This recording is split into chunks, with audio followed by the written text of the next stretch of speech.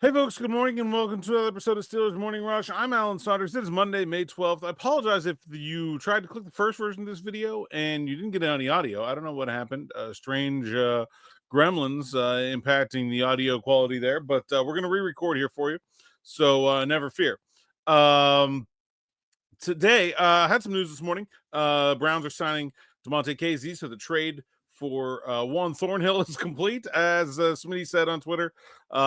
But really, what I want to focus on is the Steelers rookie minicamp, which happened over the weekend. And one of my big picture takeaways from both that and also the trade of George Pickens last week, and that is that the Steelers are making a concerted effort to revamp their culture, and it's getting pretty clear at this point. I got to talk to the rookies, most of them, both some of the undrafted free agents and the draft picks. I've talked to most of them before, but it's good to do it in person, face to face, that kind of thing. And while you can certainly, hide things for a little bit, it sure seems like this is another solid character group. Obviously, I mean, look at what Derek Harmon has been doing and what he's been going through and the way he's handled himself. All the credit in the world to that young man. But even going from there, this just seems like a really interesting, engaged group of good personalities, and that's not a coincidence. This is actually the third straight class where there's nobody here that's a jerk. There's nobody here who's doing their own thing or not buying into the team concept. You can say the same thing about the 23 class. You can say the same thing about the 24 class. It seems like all three draft classes under Omar Khan have showed a focus on high character guys that buy into the team concept, that are going to make for a good locker room. Omar Khan and Andy Weidel and Mike Tomlin are undertaking a big rebuild, a big picture rebuild of this team. They're drafting guys, especially when you're talking about guys in the trenches, that you want to be on your team for decades. Cam Hayward's been here a long time. If you're going to draft his replacement, you want Derek Harmon to be here for 15 years. You better draft somebody you really want personality-wise to be here for 10 or 15 years. Same thing with offensive linemen. Those are long tail positions. And so culture really, really matters. I feel like the Steelers are nailing it. I feel like, whatever you want to say about Broderick Jones, great character guy. Loved in the locker room. Always has a smile on his face. I mean, he's gotten into it with some fans on social media, but not a guy who is causing problems for the team. Troy Fautanu, extremely high character.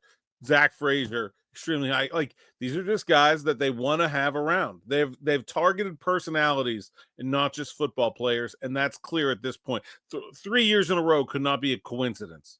And especially when you look at some of the guys they've passed on that had some of those same concerns. I think they've been very intentional about who they're bringing into the locker room and how they want to build this team. At the same time, they are showing less and less patience for guys that don't want to get along. They traded Diontae Johnson. They gave Diontae Johnson a contract extension, then traded him with 1 year left on it.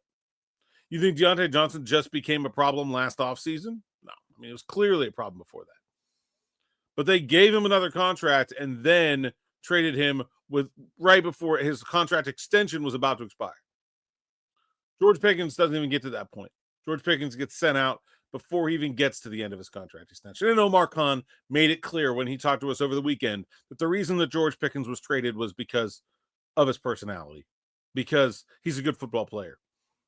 And the Steelers got worse trading him, but they wanted to be rid of George Pickens' personality. They care about personality. And when I hear from Steelers fans, probably the number 2 complaint I hear after the lack of playoff wins is the constant drama coming out of the locker room. And I think the Steelers have heard that. And look, I think they have their own reasons in addition to placating the fans for wanting there to not be drama in the locker room. But this rebuild that Khan and Weidel and Tomlin are going, it's a big picture process. It's going to take years. They're not going to be very good in 2025. They probably won't be very good in 2026. But they can fix the character stuff a lot faster than you can rebuild the talent on a roster. It's pretty easy to get rid of the bad eggs. And that's what they've done. And they're bringing in high character guys. So I want to hear from you guys because I hear from fans all the time that they're frustrated by the characters in the locker room. Do you see this?